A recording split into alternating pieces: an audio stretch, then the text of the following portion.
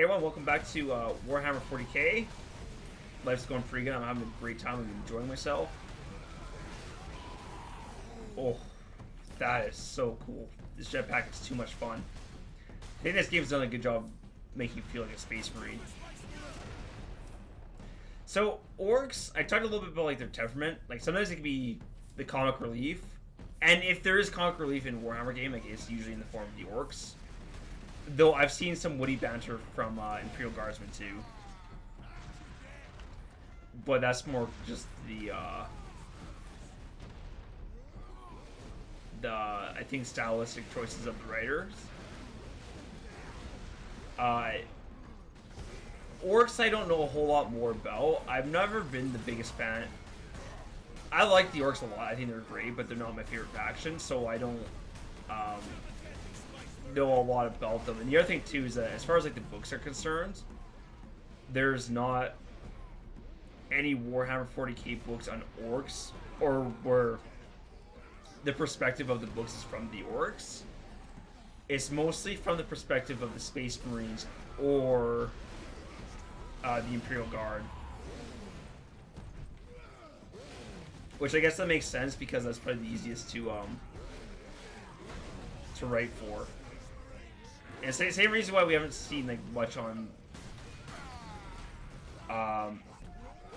say like Eldar, which are the space elves. Like I haven't seen many books based on the Eldar because I think it's hard to write for them because like they're not human. And I think that's just like something that holds true in just in general. Is that it's probably easier to write for human characters because like well they're human and we're human too. So they're more relatable. Though I will say some of the most interesting. That rock delivered the orcs right into the gun fortress. Oh boy.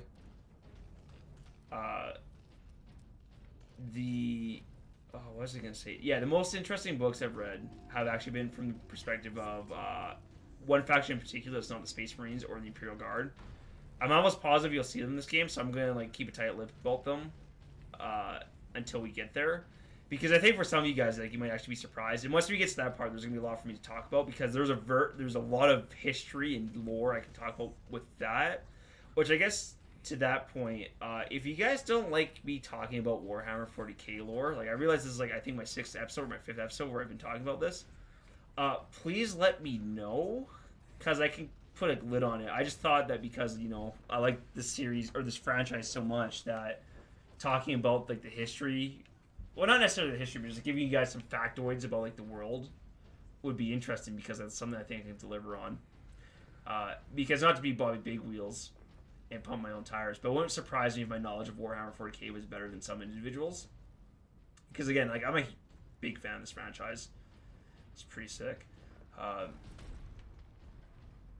Yeah, so if you like it, like cool, I can keep talking about this stuff. But if you don't. And please let me know and I can talk about other things. I was going to talk about the Venom movie. But, again, I'm more interested in talking Warhammer 40k right now. We have entered the gun fortress. That's good news. Oh, so the Titans that we were sent to reclaim. I mentioned them briefly how they're like these giant bipedal mechs. Which are like they're war machines. But something I didn't, I think, really illustrate is I mentioned before that they're big, but they're huge. Like they're absolutely massive. So if we use an analogy, we're a Titan. So again, like this giant war machine, a bipedal mech. So that means a mech that stands on 2 legs. Let's pretend that's a human, the size of a human. We'll just say 6 feet. Just keep it simple. Those guardsmen cannot survive that long. We find a way to destroy the gun. Yeah, destroy the gun. A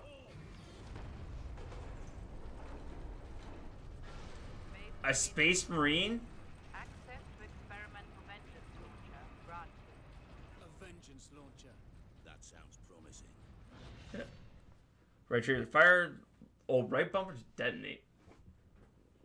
Oh, okay, cool. That's actually really neat. They have been giving me a lot of weapons so far, which I'm definitely down for.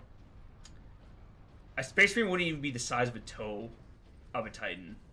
like the Titans are huge. They're absolutely unrealistic, incredible war machines of destruction, and their destructive capabilities are, well, legendary.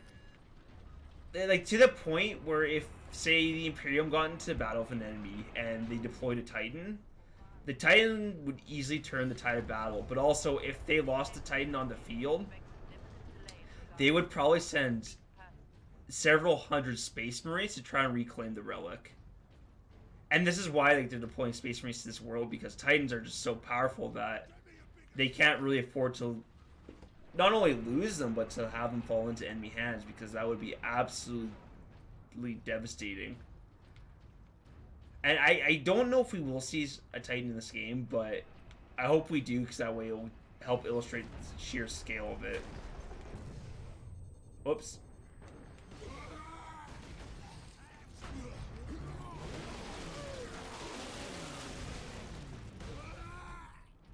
Neat. And I guess something else to consider too for so the Imperial Guard, they seem probably underwhelming because all they are is that, like, you've seen mostly infantry, but mostly what the Imperial Guard, like, their shtick is that they have a lot of tanks in armored divisions. So, and that's where most of their strengths lie. So not only from, like, the numbers, but their Melta charges. oh Those yes. in the right place, and this whole fortress will come down. We could put the charge on one of the gun's shells. Leandros, you do the chapter proud. Alright, yeah, I'm picking up Melta Bomb. Remember that we honor the machine god by exceeding.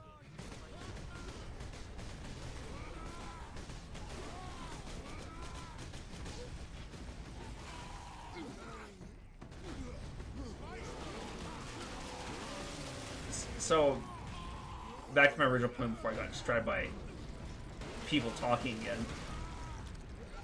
Guardsmen have numbers, but their vehicles are actually pretty powerful too. And this is where I might be wrong. But the Guardsmen best, or at least one of their best tanks, is what they call a Baneblade. And what that is isn't, I guess, really important. But it's comparable to, like, Space Marine tanks. Like, Space Marine tanks and Guardsman tanks, to my understanding, are comparable in strength. I think. Emphasis on I think. Because the Space Marine is definitely stronger than Guardsman, but as far as the vehicles go, maybe not as much. But the other thing, too, is, like, again, Guardsmen are numerous. And that's what can give them their edge. And it's not like the Guardsmen are incapable of tactical planning. They can absolutely do that too.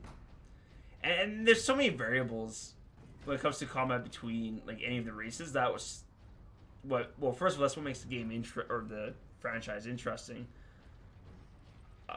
But that's what also keeps them, like, evenly matched, so to speak. Like, there's never. It will never be the case that, like, one faction will always beat the other faction. There's been multiple instances on, like, either side where one faction beats the other. But that's why, like, it's a rich and deep universe, because I've read lots of stories where, like, again, talking about the Imperial Guard, because I think that's what I'm most well-versed in. Well, except for something else, but again, I'll get into that later. I've read books where the Imperial Guard get absolutely slaughtered down to the last man. I've seen where they give a hard fight, but they still end up losing. I've seen where they give a hard fight and they actually, like, they end up winning by the skin of their teeth. And I've seen times where the guard just crushes the enemy because they had just had superior logistics, and it's like, well, we know how we want to do this, and they just crush the enemy. I've seen, like, guardsmen, like, crush, like, Space Marines too. Which, in fighting between Space Marines and guardsmen, well, it's certainly not ideal, and you would think it wouldn't happen, is actually surprisingly more common than you would think.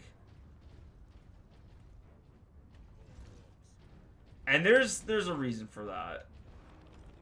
Not like a universal reason, so to speak. Not enough cover! Get down! Get down! Hold on, Captain. Get me a medipack.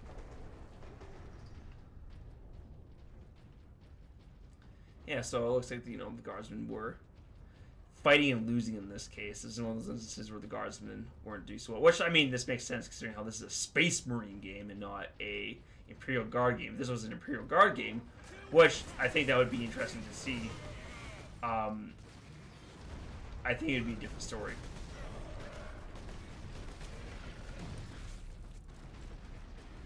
And I don't think we can take cover in this game because it's a very un-Space Marine thing to do. Space Marines are all about getting into the thick of things.